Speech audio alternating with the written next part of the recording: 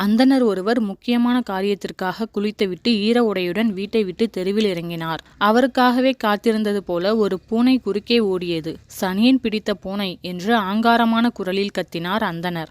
ஓடிய பூனை நின்றது. கோபத்துடன் திரும்பி பார்த்து அவரை முறைத்தது. மீசை துடிக்க, ஏ மனிதனே, எதற்காக என்னை திட்டினாய் என்று கடுமையான குரலில் கேட்டது. வியப்படைந்த அந்தணர், முக்கியமான காரியமாக நான் புறப்பட்டேன். அந்த சமயத்தில் கருப்பு பூனையாகிய நீ அபசகுனம் போல குறுக்கே வரலாமா என்றார்.